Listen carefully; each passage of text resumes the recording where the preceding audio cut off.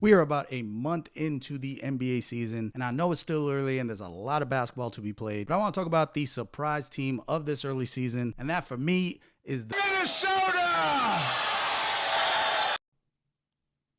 Sleepy Joe is right. It is the Minnesota Timberwolves. As we speak, Minnesota is currently sitting atop the Western Conference, #1 spot. They currently statistically have the #2 ranked defense in the NBA. And when you watch them play, they do look like they have a complete team that has all the pieces they need to maybe make a run for the title. And when you look at Minnesota's roster, you see they've got Gobert, they've got Karl Anthony Towns, they've got Anthony Edwards. Why is it such a surprise that they're doing well? All right. Let me explain. Let's rewind to last summer. Minnesota had hired Tim Connelly away from Denver. Tim Connelly was instrumental in building the core in the Denver Nuggets organization that eventually did win the championship last year. He was there when they drafted Nikola Jokic. He was there when they drafted Michael Porter Jr., Jamal Murray, and then he was the one that made the trade to get Aaron Gordon. Connelly did do a lot in Denver to build them to what they are today. Minnesota hired Connelly away from Denver, brought him into Minnesota, and wanted him to build something similar. And with his first order of business, he made the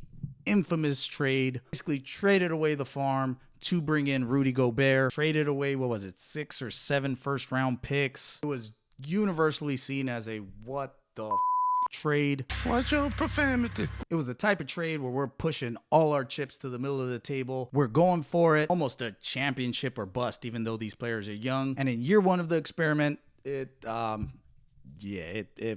didn't work. It honestly seemed like none of these pieces fit together. Cat and Gobert really didn't seem like they fit on the court at the same time together. When Gobert, Edwards, and Cat were all on the floor together, they had a negative net. There was also a lot of questions surrounding Cat and his future with Minnesota. There was a shift that happened last year in the Minnesota team dynamic where it seemed like the alpha of the team went from Cat and now it became Anthony Edwards. And it looked pretty obvious that Minnesota's organization was planning to move forward with Anthony Edwards as their cornerstone and not Cat. And so a lot came into play if Cat still wanted to be there. At times he looked unhappy. Bro, I'm straight up not having a good time. All his numbers went down. It just didn't seem that anything was working in Minnesota. Minnesota did make it to the Western Conference playoffs, but lost in the first round. Really wasn't much of a factor. When you make as big a trade as they did for Gobert and give away as much as you did to just be a first round exit, that's really a fail. You can't be giving up that much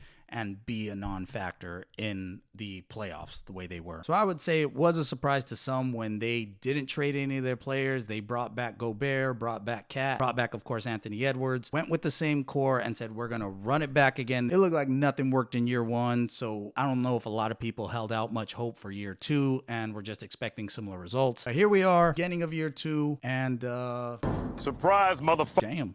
Minnesota's looking nice. Seems like they've somewhat figured it out. As I mentioned before, #1 in the West. Statistically, they have the #2 ranked defense in the NBA. And really the eye test of watching them play, it seems like they've started to figure things out between the big 3 they have and a lot of the role players that they've acquired. Anthony Edwards is playing like a true superstar and looks like he's ready to be the leader of a team. Karl Anthony Towns looks like he's found his spot playing right alongside Edwards where he can be productive and be the player we thought he was going to be. Cat could still play his game. He may not be the main go-to player anymore, but he still is a all-star caliber player and playing at that level, and he's finding a way to do that right alongside Edwards. Gobert, it seems, has returned to his role of being a defensive stopper and being a defensive force in the paint. It just seems like those 3 have found a way to work together and be on the court at the same time, unlike last season where it just looked like they had no chemistry at all. And when you watch them play, it's really not just the big 3. Their role players play a huge part. Any championship team nowadays, you have to have the role players that can pick up the load when the star players, either if they're out or just not having a good game,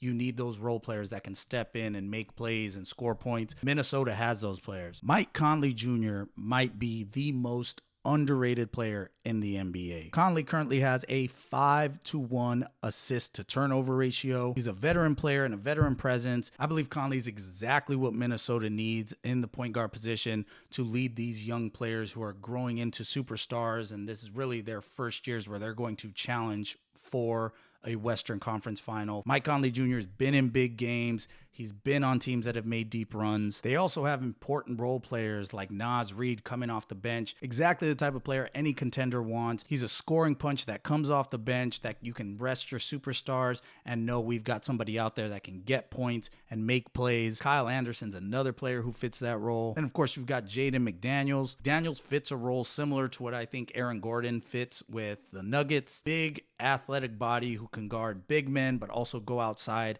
and guard some of the 3s and 2s when needed. Yeah, when I look at Minnesota this year, they look like a completely different team than they were last year. It seems like they're finally putting it together. Players they brought in to be superstars are playing at all-star and superstar level. The role players and the veterans are doing exactly what they need to do and filling their role perfectly. I know it's early and there's a lot of basketball to be played, but it's looking like Minnesota might be one of the most complete teams in the NBA this season. So I wouldn't be surprised at all if Minnesota Western Conference Finals, maybe?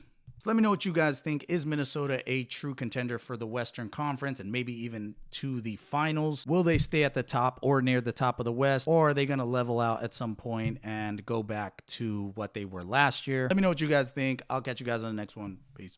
Minnesota!